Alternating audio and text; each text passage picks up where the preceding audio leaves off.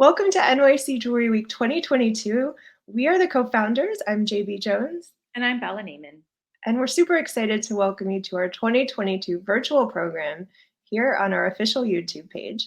And we invite you to head to our website at nycjewelryweek.com to check out all the amazing programs we're doing in person and virtually. And I'm also very excited to introduce this next program called What Does Web3 Mean for Jewelry? Bella, what is Web3? I don't know. No idea. This is why we're doing this program. Exactly. Let's learn right now. This program was put together by our Here We Are educational partner, Chris Oliver, the head of professional training at the Goldsmith Center, and Catherine Bishop, a leader in the field of jewelry, NFTs, Web3, future forecasting. So it's an amazing group of people getting together to teach us all about Web3. And if you have any questions for Chris, Catherine, or any of the other participants, please make sure to leave them in the chat and we'll send them over to them. Thanks so much and enjoy the program. Welcome everyone to this panel discussion on what Web3 means for jewelry. We're going to be exploring the potential of Web3 today, aka the next iteration of the internet, what it means for jewelry from NFTs to metaverse stores and of course virtual investments. My name is Catherine Bishop. I'm an editor and jewelry lover, as you can probably see. Currently based in Copenhagen, originally from the UK. I have a bit of a background working in jewelry that now spans almost 18 years. So it's been a little while, starting out in retail, moving into blogging about jewelry, eventually working for some of the trade magazines for the jewelry industry, and then moving into consultancy for a little while as well. I'm thrilled to be joined today by three brilliant panelists who are also situated in various locations today. We have Jodie Marie Smith, a jewelry consultant, strategist, and trend forecaster based in San Francisco. Rina Aluwalia, a jewelry designer and artist who is building a new language for diamonds and luxury through her Diamond Art NFTs, which we'll be hearing a lot more about today. And finally, Danish jewelry designer and artist Simone Fauskel of Fauskel Studio, who is using blockchain as the basis for a new jewelry collection, which is seeking to transform how we buy and own and value jewelry. So I want to get started now with a question that I'm sure most of you have, and that's just what is Web3? Well, we could spend hours probably questioning this and pulling it all apart. And so I want to try and keep things as simple as possible. But we kind of need to start with where we're at today, which is Web 2. This is the internet that we're using right now, the internet that we all know, that we love, that we sometimes hate, but are most familiar with. So Google, Facebook, YouTube, companies like that have essentially dictated and shaped the experience that we have of the internet. And largely, our data, our privacy, etc., has all been part of this, and them actually owning a degree of this as well. But Web3 promises a new iteration of the World Wide Web that is decentralized, and that means that people like you and I have more control of our privacy and ownership of data. And we can also have some more fantastical explorations into the capabilities of the web as well. We're still some years away from this fully fledged Web3 internet, but already we're seeing activity, initiatives, and explorations in this space. Most of you will have heard of blockchain, for example, which is a ledger of transactions on a digital network that allows for those transactions to have a high degree of traceability and security. And cryptocurrencies are one example of a Web3 technology that relies on blockchain in order to work. And as we know, crypto has been around for quite a few years now, and it allows people to trade and buy items, invest, etc.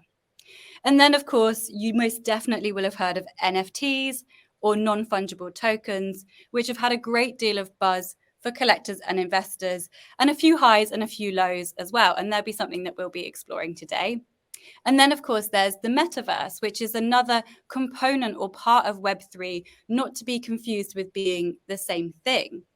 And the metaverse is allowing people to visit, navigate, and communicate in exciting virtual worlds, almost very game-like worlds. That's one way to compare it. So at this point, if you imagine that Web3 is the umbrella, then metaverses are just one aspect that sit under that alongside NFTs, crypto, blockchain, and oftentimes they all function with one another. A second question that a lot of people have is about how or whether jewelers should even really be thinking about this digital first future or Web3 as something that is for them. Well, as mentioned, we are still a few years from a fully fledged Web3 internet, but one thing's for certain, it will bring about new ways to engage with your customers, to promote products, and to sell with more security and traceability than ever before. So I'm going to hopefully shut up in a moment, and we're going to dive into a panel session over the next 40 minutes, exploring a few of these different facets of Web3, from how it's already being used by jewelers to educating customers about these new technologies and how it will shape the future of jewelry design. So let's get started. Jodie, I'm coming to you first, my first victim here. Now, you and I have had a lot of great conversations over the years about jewelry, and more recently, of course, about Web3 and the metaverse. And in your role, you're constantly monitoring trends, shifts in the global jewelry sector, what's going on in tech, internet culture, memes, retail, and where all of this sort of converges. And you've got a really great eye trained, especially on Web3 and the metaverse. So you're my expert here. What's happening right now? Where are we at today with Web3 and jewelry? Thank you so much. What an introduction, and also thank you so much for putting the panel together. And that was a fantastic, comprehensive introduction for everyone. And thank goodness you said so much, because it takes some pressure off me doing extra explaining. Hopefully it was helpful. But obviously it's a huge topic, so I'll try and cover some bases. But essentially, and the overarching theme of all my answers today are going to be that I think that Web3 is going to irrevocably transform the jewelry industry. Obviously, at a very basic level, digital jewelry assets can be much more accessible financially than the physical counterparts. And also, obviously, there are a slew of designers, talent, all sorts of creatives who will be able to enter the jewelry industry digitally and create and be part of it that way, without this sort of huge barrier for entry, which is obviously materials usually, especially in fine jewelry where you can only create what you can afford to create, whereas we're talking about creating whatever scale you can, and it's purely about the talent. Obviously there's still a barrier to entry for people to be able to have the equipment, have the tools, but generally it's still much more of a democratic playing field, I think. And yeah, it's funny because at the moment it's clear to all of us that some of the most spectacular pieces of jewelry in the world obviously aren't owned by the biggest jewelry lovers in the world, whereas Web3 is so much about community and so much about hyper engaged fans and followers, that this shift from just a sort of pay to play, whatever it is that you can afford if you want a piece of jewelry, that it's not just simply about how much money you have anymore. It will be, if you are a person who's very, very involved and engaged with the community, you can get first access, you can get exclusive pieces made. So that should really shift the way things are right now, which is obviously quite imbalanced. There are a lot of jewelry fans who can't really be part of the community they would necessarily like to in the current model of things. And right now it's funny because jewelry, the way that things are right now, as Catherine said, we're a little ways away from Web3 being, fully ready to go, fully adopted. And at the moment, the sort of first movers are digital fashion, and some big players went hard very early and did very well. So often digital jewelry is being sold through platforms like DressX, which is a huge meta fashion retailer, and they just have an accessories subset, and within that is their jewelry pieces, but next to like hats and gloves and things. So it's not quite being championed in its own right yet, generally speaking. And then the other side of that, it's obviously there are jewelry NFTs and properties like this, which are being sold much more on a sort of hype model, collectible kind of thing, like the CryptoPunks with Tiffany that Tiffany just created, which obviously made big news and everyone interested heard about that. It was sort of the big, you know, headline in this space. But that's much more of a seeing jewelry as a collectible property that a brand brings out, like they bring out NFTs of bags, NFTs of anything. So again, it's not really standing on its own 2 feet yet. It's more because it's just a niche within a niche. And not that many people have invested their time, energy, and money yet in jewelry within the metaverse in its own right. And so, yeah, there's things like the AR and VR filters that companies like Jewellery, just jewels but with a V, and DressX is the same. They use Snapchat filters, which you then install, and then you can view digital jewelry on you. That's not quite where it needs to be yet either with all digital fashion. The graphics aren't perfect, the movement, nothing is really 100% moving perfectly, but we know, as with all tech, that very, if it's almost there now, then very, very shortly it will be looking realistic, which is obviously what the consumer wants before they're fully going to invest in it. And the most exciting thing of all to me is the sort of decentralized opportunities of blockchain, which I've been writing about for a long time. I first wrote about 6 years ago, which is unbelievable now, when Everledger first partnered with Google. And now LVMH have Cartier and Bulgari on their blockchain that's obviously promoting ethical and sustainability issues that make sure that it's everything's traceable, and really hopefully instilling trust and rebuilding trust in customers about traceability practices and transparency. And you know, there are different versions, and it really, I think it seeks to answer questions, especially that younger generations have around these issues that are only going to, they're not going away, and they're only going to get louder and louder, these questions. And yeah, I purposely didn't talk too much about NFTs because I know that you guys have got way more to say about that. So I tried to be comprehensive about everything else. And then, yeah, obviously NFTs are a huge, enormous part of it, but I don't want to take up the NFT talk space too much. No, but wow, I mean, how much you've just covered there in terms of setting the scene. And like you say, I think showing us that maybe Web3 has sort of been bedding in behind the scenes, and we maybe haven't even realized, with things like, you know, Gem Laboratories already using blockchain and things like that. So there's a very exciting sort of foundation already being laid, and obviously interest getting peaked amongst jewelry audiences. Apologies for the visuals there. I tried to cleverly put a GIF inside some of the images that you're seeing today, or use a GIF, and it just totally didn't work. But we showed a couple of examples there. There was the Doge crown, which was a physical and virtual NFT crown designed by Dolce & Gabbana that was actually bought by a group of investors, digital investors, who saw great potential in that. There was an example of the CryptoPunks that Jodie mentioned there, the NFTs that Tiffany has done, and then transformed the CryptoPunk NFTs into physical necklaces, and a metaverse store that the jeweler Stephanie Gottlieb has been trialing as well.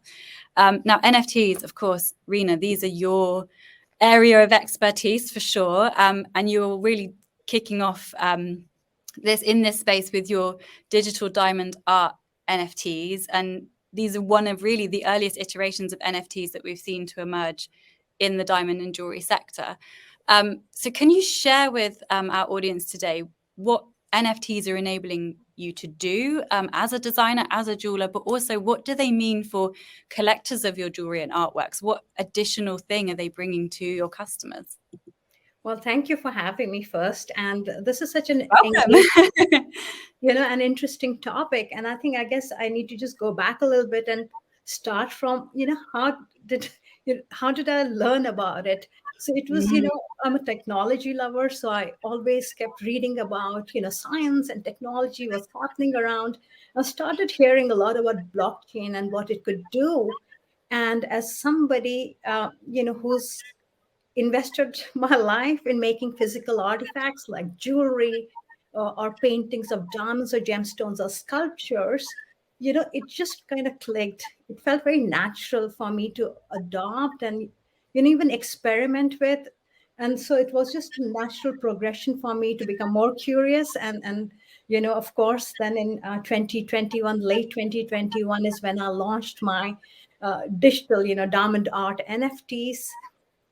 And so my NFTs are basically digital diamonds, which, some of these are inspired by my paintings, my life in jewelry, the stories I've heard, the symbolism I attached to these diamonds. So these are digital diamonds that are in motion, they are animated, they're dazzling, they're in 3D. And the whole idea is for them to reveal, just the sparkle, power and symbolism of the diamonds. So I feel that my NFTs are enabling me to, tell this kind of or build a new language of diamonds. And that is something I've been very passionate about right from the start, because I feel diamonds are so much more. I mean, just even going back to the history of, how humanity's love with diamonds. So I think this is a great chance for me to build a new language. And what I mean to say is that my NFTs, they're not talking about the 4Cs or the sort of old messaging, but it's more of, how do these diamonds make you feel? How does it make me feel? Are you the hero of your story? Are you, cosmic legend? Who are you? So I want to kind of tell those stories, and not just what diamonds are, what their composition are, or so that's where I'm going with it. And you know, and I guess for you to understand what I mean by that, I think you have to see my NFTs, and my NFTs are on OpenSea Marketplace. So please take a chance and go there and take a look. But there's another thing that was really brilliant and extraordinary that we did in 2022, this year, is that Greenland Ruby and we launched a fundraising campaign. And in this campaign, all the donors could get or receive or redeem a Ruby Art NFT that was created by me. So that became a record of your contribution on the blockchain.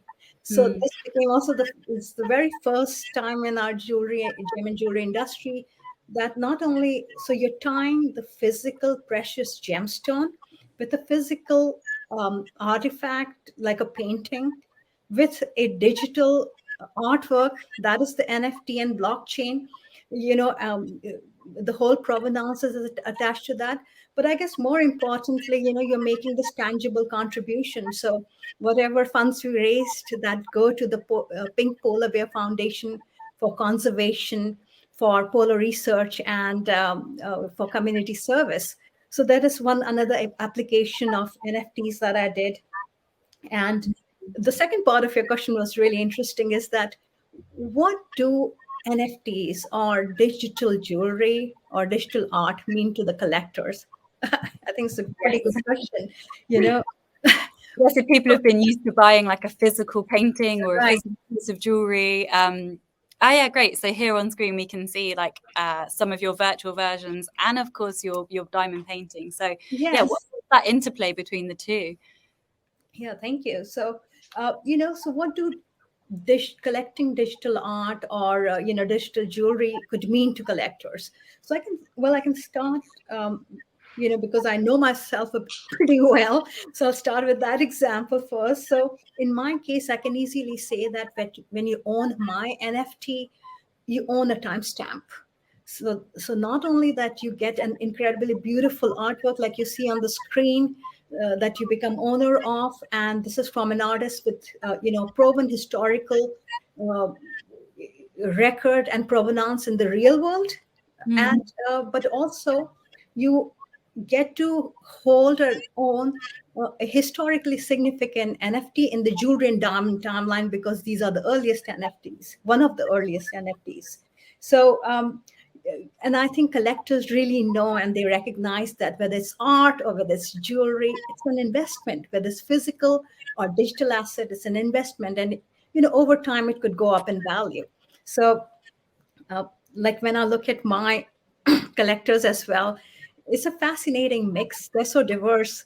Like I have, and I love it that there's no ageism in Web3 in the sense that I have a 21-year serious collector, and then 80 years, like there's a big age range, but also there are collectors who are my long, time collectors from the art and jewelry world. And then there are some who have no connection with jewelry at all. So I'm also learning, and this is still, I'm literally just 1 year into it. So I think there's a lot for me to learn and understand as well. But I like that this kind of composition is pretty diverse in that sense. And I feel at the moment, when we, and I think Jody pointed that out as well, is that at the moment when we look, our jewelry industry is really way behind in the blockchain scene, or even to, really harness the true power of digitization or digital ownership. There are few companies and few brands that are out there, but I think I'm hoping to see many more in the future, and that'll be pretty exciting, as a community to move forward and really use technology for our advantage. Really interesting the way you also mentioned there about the variety of customers that you have, and I think it probably plays into that idea of this sort of decentralized and also much more sort of accessible future of products, and democratizing jewelry in many ways as well, by making it kind of more open and accessible to people who maybe haven't even bought a physical piece of jewelry before, but they can appreciate that this thing has beauty, or as with the Greenland piece, that it has like a charitable component, for example, that it's something that can do good, which is a really nice way to sort of expand what these NFTs can do as well. Yeah, I mean, the applications are, innumerable. Yeah, it's exciting to see. And I think hopefully we can touch a little bit more on where that might go in future further on in the chat today. Simona, I know you have been also sort of getting a bit experimental with what Web3 can mean in a way as an inspiration for jewelry design, and in particular blockchain. Can you briefly tell us about your blockchain jewelry project? I think this is really interesting because there's a few layers to it, but you're sort of spanning the physical and digital worlds, also how people think about investments, and almost collectively owning a piece of jewelry as well. Yes. So first of all, thank you for having me. I'm super excited to be joining this panel. All people I really admire in the industry. So it's really great. But yeah, so for me, my journey sort of really started, or my interest in blockchain technology emerged from my interest in transparency and traceability. So I was actually really focused, having started my own brand, on kind of how can I create this sustainable supply chain. And as I was researching that, I kind of came across blockchain. And it just took me down this like really interesting research sort of path, and I learned a lot about it, and realized that sort of implementing it in a company or a brand as an operating system can really create like completely new opportunities and possibilities. And then so I actually learned about blockchain technology before I even heard about non-fungible tokens. And then when I later on discovered NFTs, it just all sort of came together in my head, and I was like, this is exactly what I want to be focusing on, because I have a BA from Central St. Martin's in London in jewelry design, and I've always been very sort of, it's very normal for me to be working in quite an experimental way when it comes to jewelry. So entering this sort of new space wasn't that weird in a way. So yeah, it just all came together, and that's kind of how I ended up here. And that's now like 2 years ago, or a year and a half ago, I think. Time has really like passed by so quickly. Maybe just done some funny I know. So for my the actual blockchain jewelry series, I decided from the beginning that I wanted to merge the physical with the digital. Because I'm a jewelry designer myself and I'm also a maker, I never wanted to sort of not do the physical pieces. I wanted to see how they could coexist. So I decided to create this. I basically created a chain, the blockchain, and it consists of these blocks, which are all physical necklaces, 18 karat solid gold, created from fair mined gold and set with diamonds, and they all connect in this chain. And with that block comes an NFT, which is an animation in my case. So this whole sort of way of connecting the physical with the digital was my aim from the very beginning. So it's unique pieces. It's really much more like an art piece because there's only one. And that's also what's so unique about NFTs. And combining it with fine jewelry just in my world makes so much sense, because I'm all about sort of also, less is more in a world where we're putting out so many products all the time. I think combining the digital with the physical really opens up for a whole new way of looking at consumerism as well. So it's limited editions, and it really just connects my customers and my collectors. So it's all about community, and as Jody also mentioned, Web3 is really, it's built on this whole like idea of community, and it's very accessible for everyone. And I love that, like, as an individual jewelry designer, this is something I could create in lockdown without having much resources as well. So it's such an inspiring place to be in, I think. And also my jewelry practice is just so mission driven. What I really want to say with my jewelry pieces is how, the importance of our human connection, relationships as well. So it's all about how, in a world where it's getting more and more fragmented, how we should really be focusing on staying connected. So yeah, that's kind of how I fell into the whole blockchain. So without any sort of prior knowledge about much technology or anything, I kind of started there. And I think sort of by combining the digital with the physical, you open up to this whole new world for the consumer where, it's no longer just about wearing a physical piece of jewelry, which is also great, by the way, but it's also about, if you were to give your piece of jewelry a sound, what would it sound like? Because you can do that with the NFT. You can add sound to it. You can add music. So for me, it all of a sudden also opens up to this like disciplinary field, and it becomes so much more than just a physical piece of jewelry. And I actually also added movement. So you see on my NFTs that they kind of move a little bit, but like breathing, which is almost like meditative. So it's all about sort of how the two, the digital and the physical, can coexist. Which is something I'm super interested in and constantly sort of just like, looking into in this world where technology is really just so present in our everyday lives. And then also, I mean, the owners, the blockchain, the block collectors, they become part of this community where, they get access through my NFT to also sort of more digital pieces, events that I might host. They also get to actually be connected to one another, which, is super interesting for people who, it's like they're both interested in technology, in jewelry. So they become part of something a little bit bigger in a sense than just buying a regular piece of jewelry. It's really interesting because it matches really nicely with almost like what Rena was saying as well about that varied customer base. And if you've got people all around the world that own a piece of this kind of gold loop, I suppose, how would you describe the whole blockchain? Is it as the blockchain in a way? Yeah, I mean, that's the fun thing. It is a direct pun, I guess, to the actual, digital ledger. Yeah, exactly. It was just like, I was like, okay, this is almost too much, but it's also just great, because it's just, it's when I heard about the technology, I was just like, this is something that I've got to create. So yeah, I do think of it a bit as a circle. There's something like very, the way that life comes and goes. The circle is such a it represents like unity.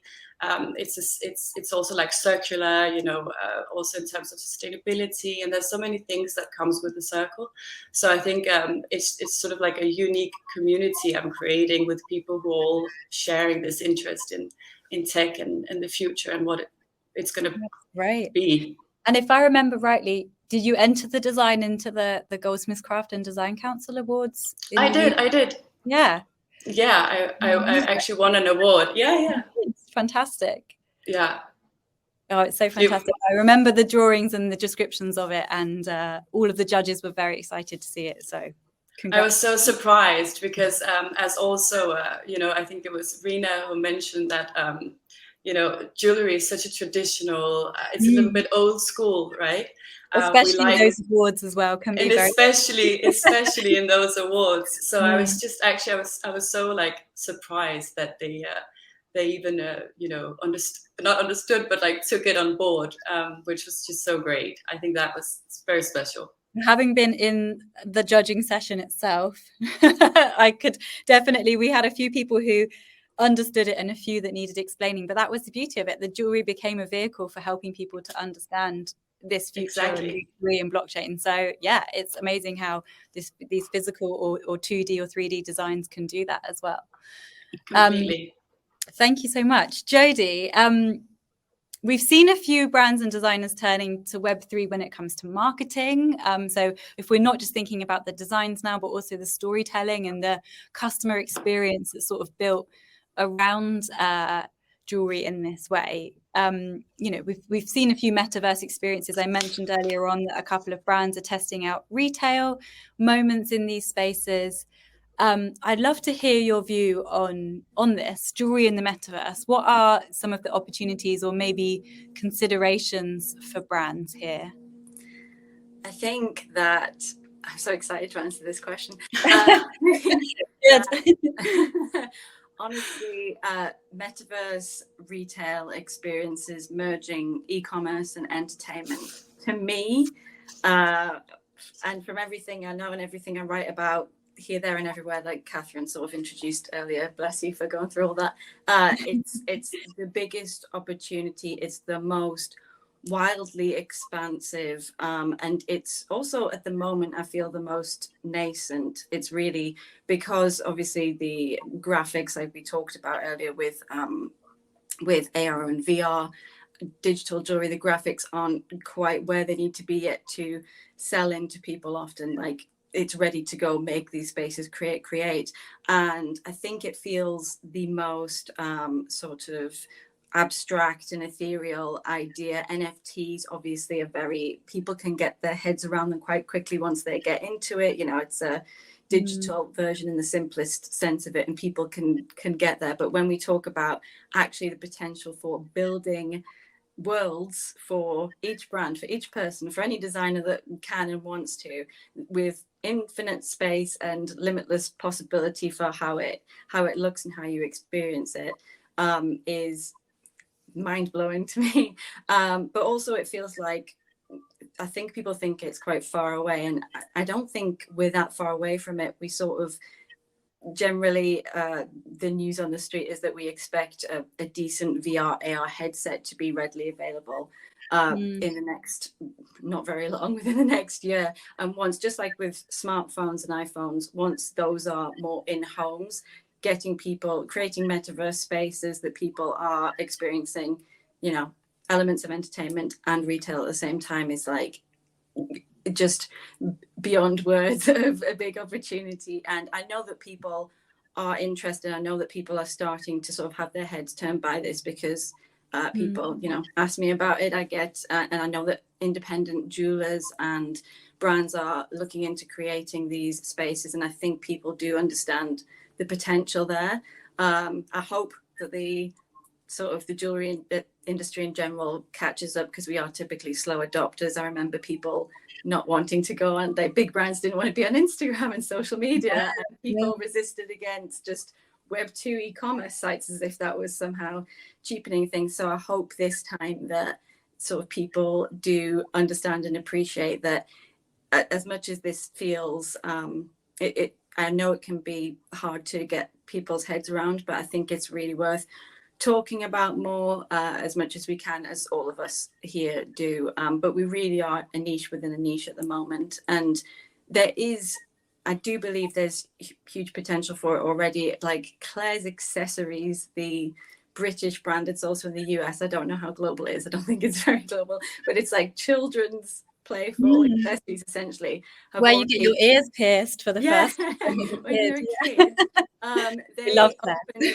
They opened a space on Roblox because they understood that Gen Z and Gen Alpha, which is younger than Gen Z, that's where they're playing, that's where they're spending money, it's where they're creating. So they have this immersive, engagement rich environment that's like kids can do anything. Well, anyone who's on Roblox can, but they are already investing in, there is digital jewelry in Roblox. It's just, it's right now it's Claire's Accessories that are put there, and there's mini games and all those things, and it is understanding that these are the spaces where younger generations are predominantly, and hopefully more and more sort of middle-aged consumers start to drift on and find it less of a scary, strange prospect. But yeah, and even yesterday, as mine and Catherine's sort of friend and colleague Rachel Taylor wrote about in the FT, that the eyewear jewelry artist Francis Delara created a visual treasure hunt in Decentraland, which is the biggest, by sort of monetarily the biggest and oldest, longest running metaverse platform, and it was a digital treasure hunt to find the NFT, but people were in there looking around in this little world, looking around for the treasure that would eventually be something that's ownable. And so the experience economy becoming part of these jewelry metaverses and retail, and this merging of how people are going to want to experience being in these spaces, and the entertainment you can give them alongside the retail experience is just it's like it's hard to even describe how radical it is and how much it'll transform things. And I just hope that there are independent jewelers and smaller brands that can get in on this, and it's not just dominated by the huge biggest brands, because we're not going to see the most creativity there. We're going to see really interesting ways of doing this from more independent people in the industry. So I've got my fingers crossed for that. No, that's really nice to hear, because I think so often with any new technology, you see the sort of big name brands looking to each other, like who's going to go first, who's going to give it a try. And even with the Claire's example or that treasure hunt, I think there's something really nice there about the sort of playfulness and the gamification, I suppose, of jewelry marketing and how you discover jewelry. And again, giving people a chance to access maybe who knows, a Cartier brand experience in the future, or a Di Grisogono brand experience, or something like that. Maybe even Emela, these beautiful brands that are normally very inaccessible for the everyday person. These metaverse spaces can give us a chance to sort of uncover, discover, engage with, even maybe virtual doubles or virtual doppelgangers of retail stores, which, sounds really fun. I would love to explore something like that. And obviously, physically, a lot of those spaces can feel intimidating. In terms of you feel scared to go in if you don't have, $500,000 in your back pocket ready to buy. The thing that doesn't mean that jewelry lovers who can't afford the highest high-end piece shouldn't experience and see it in a way they only really do in museums or in institutions. And I also think there's huge opportunity for education there, because obviously people will be able to, hopefully there'll be digital doppelgangers made of really important pieces that you wouldn't be able to see. And so there's a really big opportunity there, it feels like, for those sort of institutions too, to get educate people about jewelry in that way without having to have the cost of transporting millions of pounds worth of jewelry around the world. Maybe a virtual V&A or Smithsonian jewelry room coming soon. Yeah. Nice. If anyone's watching, then call me. Don't just take it. Give Jodie a call, she'll help you. Rena, stepping back IRL, back into the real world for a moment. We've obviously talked here about this way of sort of approaching and educating, communicating to the wider public about things like NFTs, what they mean for people, how they work. Am I right in thinking that you use physical events and exhibitions in order to do this? And if so, can you tell us a little bit about that? Oh, absolutely. So at this point, I've just done 2 IRL, exhibitions, physical exhibitions with my NFTs on big screens. And so this is, still kind of new for me, exhibiting in this way. And so the event I'm talking about, so that was more, the crowd that came in was more of a digitally native Web3 art crowd. It was not a jewelry event, but it was for all folks who love dazzle diamonds and celebrating their own brilliance. So, but I think it's a great thing. I mean, eventually there are so many jewelry shows, and that there is a possibility to exhibit. But to be honest, I still have to think about it. I still need to gauge whether it's the right place. Is that the right place for me to take my NFTs, or what is the right timing? So to be honest, I have to still think about that. I haven't thought about that as deeply, and all the options that I've been given, and jewelry trade shows who are reaching out to me that Rena, give me a better solution. Tell me something that going to engage me as well, as an artist, as a creator. What is the experience we want to, and what do we want to say? Because when we talk about NFTs, the word itself is so intimidating to people, and all you're talking about is a simple blockchain technology. That's the underlying technology you're talking about. And for us who are in jewelry, watches, diamonds, gemstones, this is of great importance to us. Traceability, Simone talked, traceability, responsibility, authenticity, accountability in today's world is of great importance. And what better tool than a blockchain? And for me, so it's a no-brainer for me that eventually going forward, every piece of jewelry, not every, but whosoever can, if you're buying a 5-carat diamond or a 2-carat diamond or 30-cent diamond, wouldn't you want it to be registered in blockchain for perpetuity? Yes. So I think this is happening, and that's going to happen in future. So that technology will be embedded in many more things in our lives. So whether we know it or not, we'll become digital owners of many, many things. Perhaps we won't even use the word NFT to describe it. It's just the way we do business, and that's the way we live, play, and create. So I think at this point, the IRL, and I think it's very important. Sometimes people think that when you're talking about NFTs, you're dissing, the physical world, and you're not. You love the physical world. Damn it, I love nature. I love, being out. I want to meet with my friends, have a cup of coffee, and not always be on Decentraland. But I could be there as well. So I think it's the merger of these two, and I think that's really exciting. So I think we need to really look at more IRL events. I think I should as well, Simone. I think we can do something. So I think For sure. Yeah, there needs to be some of that that needs to be done. But I think if you are a jewelry brand, you're a jewelry designer, or you're a retail jeweler, I think, and if you already create NFTs, you can easily have a screen display your NFTs in your physical store, in your studio, in your shops. You can already do that. And in fact, you can maybe have digital screens that have NFTs that are related to your physical products. So if you don't want to keep a $1 million necklace or a $1,500 necklace in the physical shop, you have an NFT which is already connected to that. And I think increasingly, if I look, increasingly, I think in our digital world, more and more retail experiences, I believe, will be digital. And so the future spaces for me, I feel, will be digital. That's just the way technology moves. I think that's very much a possibility, I feel. Are we there yet? No. But are we going there? For sure. Well, this is it. It needs pioneers like yourself and Simone, and people like Jodie to, of course, be writing about it. As you've just said, maybe there is potential to host a metaverse jewelry week the same way that we've seen a metaverse fashion week, or we've seen exhibitions of digital artworks obviously exist. There's a lot of virtual and metaverse galleries already that could showcase these spaces, but could have a real world component.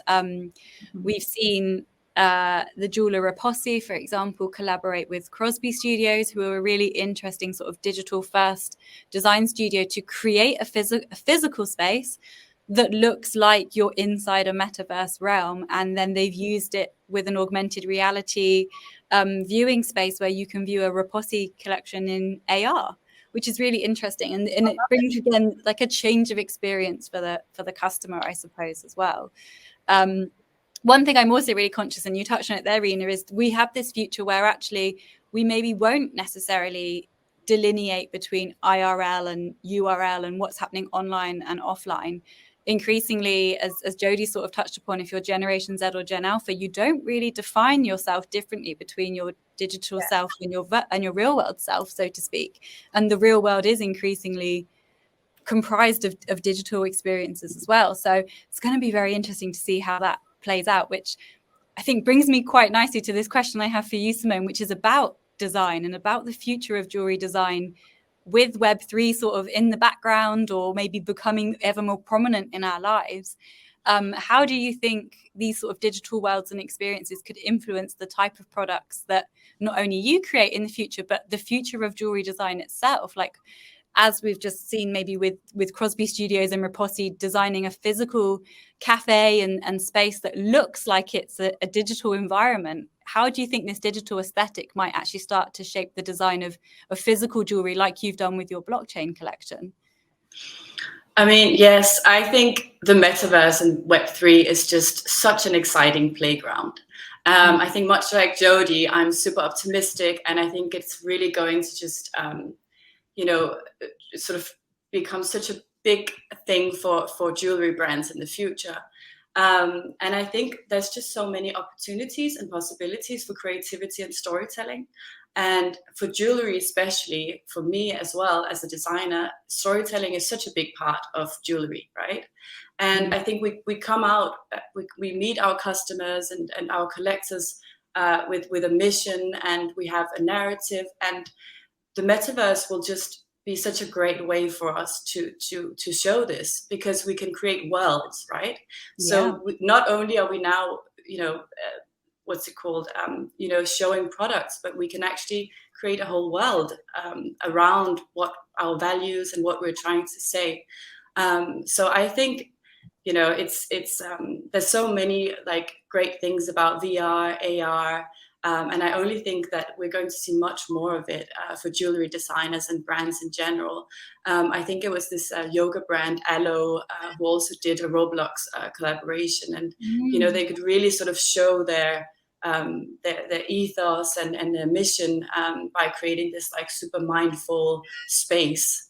And it's also a way to reach out to like so many new people, right? The metaverse is like joined by like millions all the time. There's all these different like cyber platforms which we're currently calling the metaverse, and these people are entering with avatars, right, which is all about sort of creating like unique identities. It's a way to like dress up the metaverse, the avatars with accessories and fashion, and it's really a lot about identity, I think, which goes so well together with jewelry.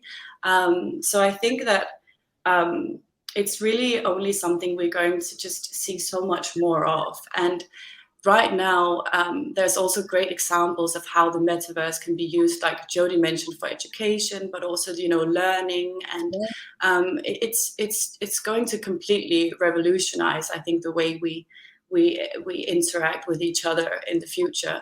And it's going to maybe not even be called metaverse, right? So I think that these current sort of blurred lines we're seeing when it comes to digital and physical, we're only going to see so much more of it. And I think it's really something that most people will enter one way or another as well. And actually, I mean, I have such a cool announcement, which is that I'm working on my next series of jewellery, and it's going to be in a collaboration with tech futurist Kathy Hackle. We love that. It's really exciting. Over here, yeah. She's a real trailblazer. Yeah. So we're currently working on a new series of jewelry pieces, and we're obviously going to, you know, it's going to be introduced in the metaverse, and we're going to have avatars involved, and it's going to be digital, physical combined as well. And we're also joined by an incredibly inspiring Web3 strategist called Sasha Bollinger. So it's two very inspiring women from this Web3 who I'm very, very happy to be working with. So I think it's, you know, Web3, metaverse, I think we're going to see a lot more of it in the future. Wow, well, congratulations. This is really exciting and a nice exclusive for our conversation today. So we'll be definitely watching your Instagram and everything to see what happens next, and maybe where else you're going to be sharing and launching, of course, virtually. That's really cool and very exciting indeed. I'm really looking forward to that. And I think, as you mentioned, like, we're going to have so many more sort of digital collaborations that I'm sure will start to emerge. We've obviously seen a few luxury brands starting to create things like virtual sneakers and handbags and collectibles and things that you can buy or wear inside games. Obviously, with jewelry being often quite a small piece of apparel, let's say, or an item or an accessory, it's going to be quite fun to see how, as the technologies mature, and as to Jodie's point, they get, you know, sharper and smarter and cleaner and clearer, what could happen in this space. So very exciting. Now, we're going to wrap in a moment with our last question, and I'm going to sort of fire this one out to all of you, and then I'd love each of you to sort of jump in and offer your thoughts here. What are your tips for someone who has just probably listened to this panel and maybe there are lots of inspirations flowing around, or they may also be going, oh God, where the hell do I start? So yeah, what are your tips for someone who's maybe interested to know more about Web3 or NFTs or the metaverse or blockchain, and perhaps how it might relate to them in jewelry? Are there any great TED Talks or articles or things that they should dive into? Rena, can we start with you? Okay. Well, I think, yes, please. You know, I would say there are a couple of tips. I would say start by doing some research, deep dive into, if you're interested, get to know what blockchain is. You know, what is Web3? What are different applications? And the simplest way to do it is go to YouTube. It has tons of videos. You know, there are podcasts and there are interviews and blogs written about it. You know, do that. And I think there are a lot of us have given many, we have participated in many podcasts and interviews. So for anybody with jewelry, look out, search our interviews too, and you'll find that. But I'll say that also speak to your friends who are already either creators or NFT collectors or investors. That's another way to go about it. And I would say that get a Twitter account, because there's one thing that's pretty important. Now, all the important conversations in Web3 and NFTs are happening on Twitter, not on Instagram, not on LinkedIn, not on Facebook. And so if you can, please, get your Twitter and engage with the community. And I think it's really important, because when you talk about Web3, you need to understand the whole culture behind it, the Web3 ethos, what drives people, who are these generations, what are they talking about there, so there are many lessons for all of us there. And then I would say that get a crypto wallet, This has been such an incredible learning for me. And I have to share that, with this mega fundraiser, and there were very few crypto wallets. So we had so many NFTs, but only few people redeemed it. So that is a good enough indication that our jewelry industry is way, way behind at the moment. Get a crypto wallet. And why I say that is because go and be an NFT collector. You learn about NFTs when you collect an NFT. So you have to go with a collector's mindset, not a shiller's mindset, or no, I'm doing NFTs to just sell, sell, sell. No, that's not the only thing. So go collect. And why I say that is because that gives you an opportunity to run an end-to-end transaction, and you learn about the mechanics. And it's an easy step-by-step way you learn about it. And I think finally, I'll just say, ask yourself, why do I want to do NFTs? What is my interest in this? For me, yeah. And what is that I'm doing is unique, and what kind of a world do I want to build in the future using tech? And I guess lastly, I'll just say, have fun. We are in this amazing point in human history with technology. What a thrill, what a chance. Oh, I love that. Have fun is definitely a nice suggestion for people. Just go and explore. I think, that's a really great place to start. Simone, how about you? Anyone who might be thinking, where do I begin with this future of the internet? What would you say? Yes, I also think first and foremost, have fun, play around with it. It's being built now. So, it can seem really overwhelming to start with, but there's so many articles out there now, and it's super accessible. It's accessible for everyone. Everyone can create a wallet. Everyone can make a Roblox account and check out the metaverse space.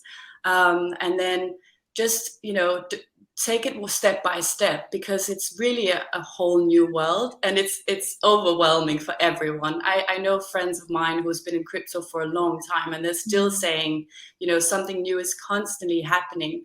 So I would say, if you're interested, don't be afraid, just jump into it, see how does it resonate with your work? What is it that fascinates you? Start somewhere, and really just Google is an incredible place. But also now, compared to like 2 years ago when I started, there wasn't that much out there. Now there's books, there's podcasts, there's so many people entering the space constantly. But what I would say is I love the podcast by Kathy Hackle, which is Adweek Metaverse Marketing. Every week she introduces someone new from the industry, and it's really it's everything from how metaverse can be used for the climate, or how metaverse can be used for education, and it's just so inspiring. So I would say that's definitely recommended, but also just continue to just look around on Twitter, LinkedIn, Instagram, all these different platforms, because there's so much information out there. Brilliant. Thank you so much. And last but by no means least, Jodie, if you can share in brief your tips for people. Yeah, of course. I first of all totally agree with what Rena said about Twitter, and something I need to. I'm in there, but I'm not participating anymore. I've come back after years and years of not being around, but I'm in there. I'm looking, and it's absolutely as a resource for searching for information. It's 100%. It's the best place. It can be a little bit jargony, so you might need to do a little bit of checking up on the side. Get a glossary. But you'll get there. Yeah, I mean, I'm being asked this more and more, which is a wonderful sign in itself, and I'm being engaged more and more about these topics in general. And the truth is, there is not one great resource that is. I mean, it's the niche of jewelry, the niche of metaverse. There's not that many people. There's not a publication yet, one place to go. And I am doing the sort of good old-fashioned journalistic research methods of just trawling through information. The one thing I would say, obviously, Simone and Rena both mentioned that there are podcasts, there are great articles being written. There are fantastic articles being written. It's just really important to, as with everything, really sort of interrogate the sources of the articles that we're reading, because obviously a huge proportion right now of talk, of noise, of the things, the content that's produced around any of these things is obviously sponsored, or it's selling, it's not independent, unbiased information. So when you're there to learn, especially as you're entering, and when you are doing some sort of serious research because you decide you really want to get into it, just as long as you sort of got your eyes open for like, okay, this, you know, some things sound like there are some articles that make things sound like they're having this amazing, incredible, you know, this amazing, and then I'm like, okay, that doesn't actually, nothing actually happened. It's not, you know, even in making sure I was sort of up to date in preparing for this, I was having to do sort of just the old-fashioned Googling of the right keywords and making sure, and, you know, going past the first page of news, because that's not necessarily the news of what's exciting and happening, but definitely to connect one-on-one as well with the creators, with the talent, with the people who talk about it, because again, all of this is about community. Everyone who's involved wants to talk about it, wants to share ideas, and it is much more of a, in such a funny way, it's actually an incredibly interconnected, really personal conversations that you end up having, and you end up being much more sort of reliant on one-on-one conversations than I think happened in the sort of years leading up to this, you know, for Web2. So yes, keep going and keep trying, and just reach out to anyone. Everyone's always excited to talk about it, so anyone you want to talk to, go for it. As we found today, like, thank you so much, Jodie, Simone, Rena, like 3 brilliant experts who I don't think could have been bettered by anybody else in terms of just giving us this introduction, this overview, but also unpacking what some of this means. So thank you all so much for joining us today. And for our listeners, wow, I think the one thing that we found is, like, while Web3 can seem like this slightly distant or scary or unknown sort of new future and world for the internet, and, you know, what does it mean for jewelry? What's been very clear is that it's very human at its center. It's about people, it's about connections, it's about augmenting and changing how we experience, how we design, how we sell, how we market. As we've talked about today, there's potential for future jewelry exhibitions in this space. Maybe that's something that we all need to be exploring together. It's going to open doors to some really exciting collaborations. It's making access to jewelry more democratic. It's giving people access to designers, access to experiences, and access to big name jewelry brands that maybe they wouldn't have had before. But as each of our speakers have just said there, it's about going into this being open-minded, being curious, doing your listening, engaging with people, but most of all, having fun with Web3. Thank you, each of the 3 of you, for joining us, Jodie, Simone, and Rena. It's been really fantastic. And to everybody listening, have a great New York City Jewelry Week. I'm sure it's going to be dazzling, for want of a better pun. Thank you so much. Thank you. Thank you. Thank you.